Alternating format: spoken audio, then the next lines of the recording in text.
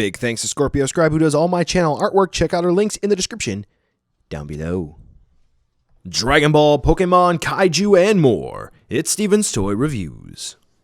Hello there, collectors. It's Steven here, and today I'm bringing you another MonsterArts review, and it is going to be the last, well, of the main ones anyway, design of the Heisei Gamera. Gamera 1995. Now, the previous two Gamera releases were general releases, which means they were widely available at retail in Japan and even here in North America. Gamera 95 here is a Tamashii Web Shoten or P Bandai web exclusive, which was not carried in the United States by Bluefin, which means it had one limited order window exclusive to Japanese addresses. The only way you were able to get this is to use a middleman service or through a retailer, which picked a few up to middleman to you. With that being said, this had a high price point of approximately $120 at MSRP, and prices just go up from there with fees, and now it's already in the aftermarket. With such a high price point, collectors are worried if this is going to be worth any value at all. So let's take a look to see whether or not Gamera is worth adding into your collection.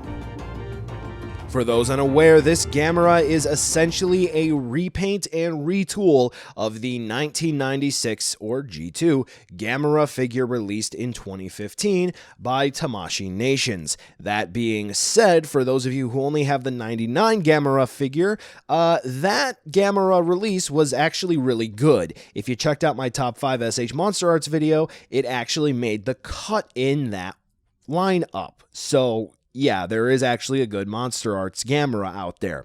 And guess what? This one joins in the ranks in terms of looks. This figure is really nice looking and truly captures the feel of the first entry into the Heisei era for Gamera. Not only is the paint looking rather nice, they actually managed to release a figure that not only has fantastic eyes, so if you've ever defended previous eyes that look terrible, I want to point you to this figure. They seem to be using that dot matrix printing for the eyes here.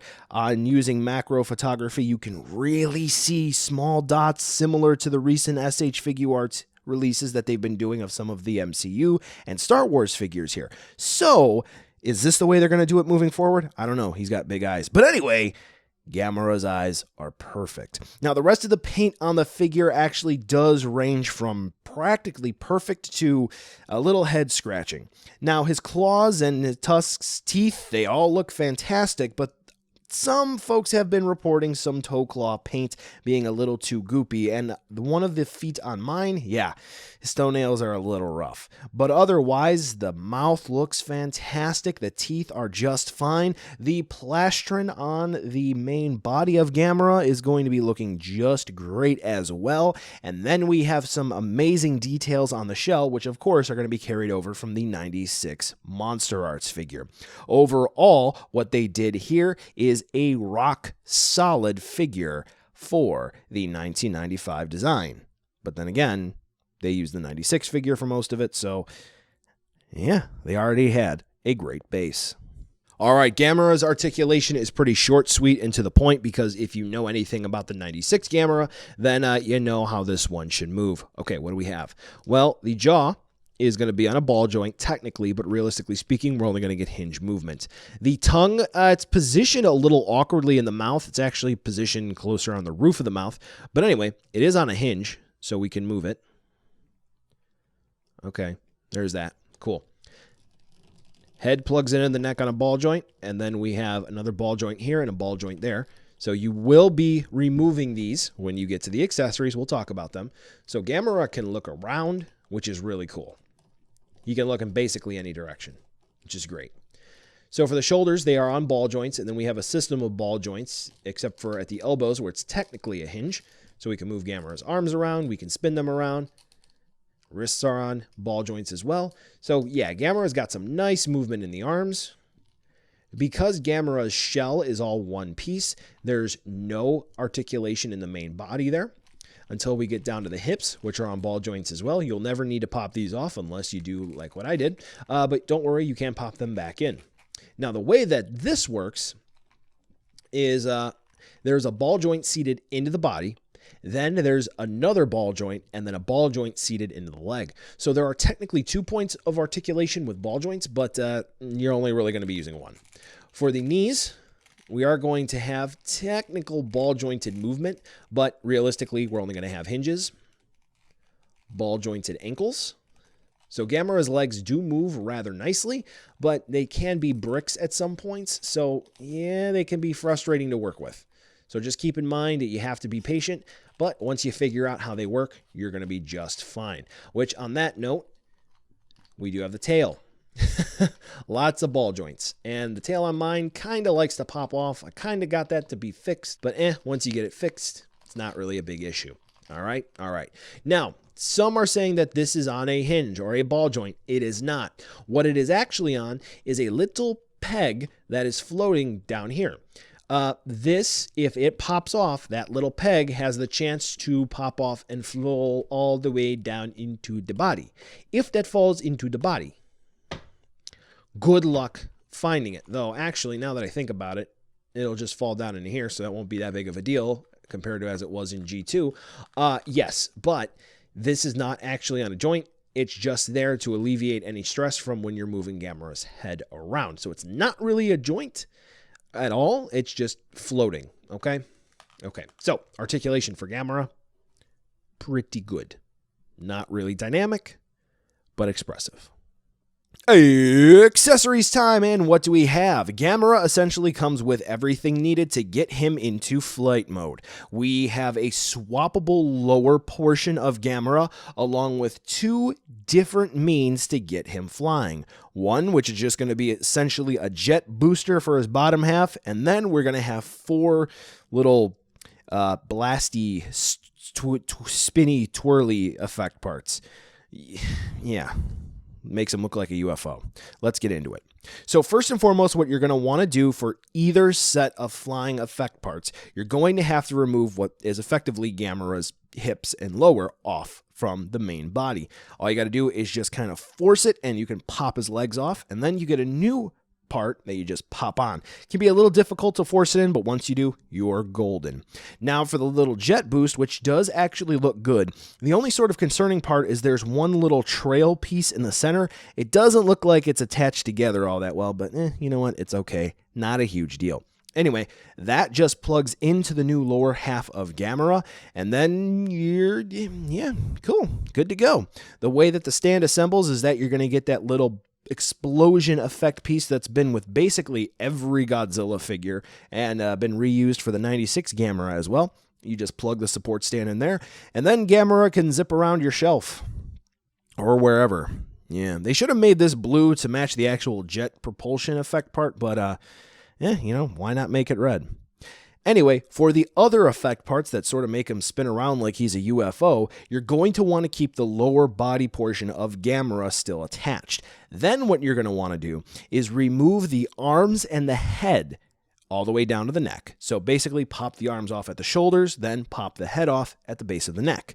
Then you get a replacement part for the neck you just pop in, and you get very specific replacement parts for the left and right shoulder, and you get very specific effect parts for the left and right leg.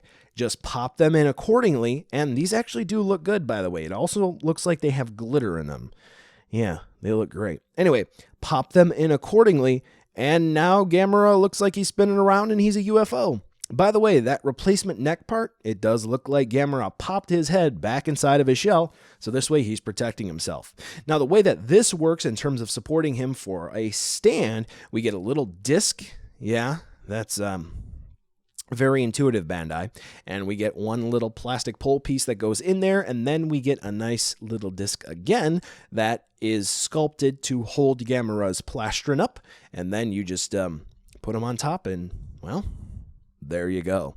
So those are all of the accessories Gamera comes with, and to be honest, it basically fits this character well enough, but we should have at least gotten a fireball effect part. Yeah, it did come with a 96 figure, which means they could have easily done that here. I mean, they already used one effect part again. And the 96 figure has been rather difficult to obtain for some folks now, so it would be nice to see a rerun of that. But at the end, we have plenty of display options for this Gamera. And you know there are effect parts on the market. Now we're going to go ahead and move on over to a size comparison so you can see exactly how big this Gamera figure is and what sort of shelf space we're talking about here. Generally speaking, this one should fit in well with any 6-inch kaiju figure display.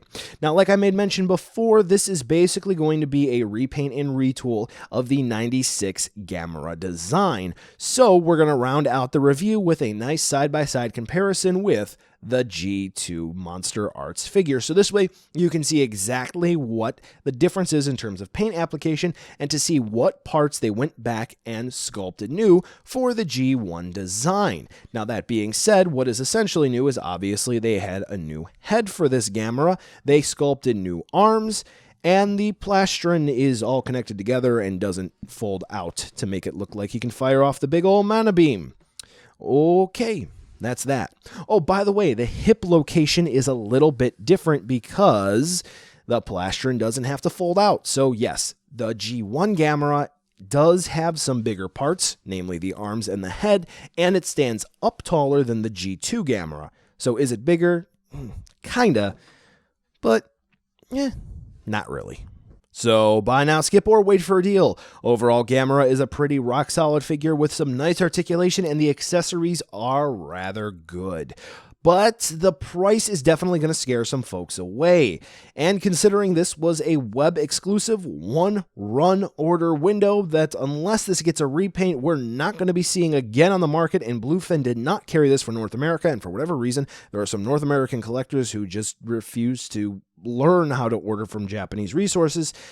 Yep, this is going to be difficult for some folks to get, and this will obviously be in a price range some will refuse to pay for. That being said, yes, it's a good figure, but even at MSRP, if we lived in Japan, it is a pretty high asking point. Bandai really needs to start getting the price under control for these guys, because even at $100, maybe even $80, not quite. Very, very good figure, but bang for the buck, this is not. Go into this expecting a great figure, but wishing you could have got a better deal. Well, collectors, that brings us to the end of the video today, and I just wanted to take a second to thank you so much for watching. Now, you've heard a lot from me. I'd like to hear a little bit from you. Drop in the comments down below whether or not you liked it, you hated it, or maybe you were somewhere in between. I also want to take an extra second here for a nice, humongous thank you to all the patrons for SDR over the last month who have really helped the channel grow into what it can be today. So to all of you, 2 big thumbs up. Thank you very much. And now the end card should be popping up, which will give you a few clickable links, like maybe to subscribe or head on over to my Patreon, or some short URLs like to my social media or to my Teespring store. There's also a video I hand selected for you, so if you want to watch another STR video, I hand selected some good content for you to watch, so definitely check out that video. Thank you again so much for watching, and I'll catch ya in the next video.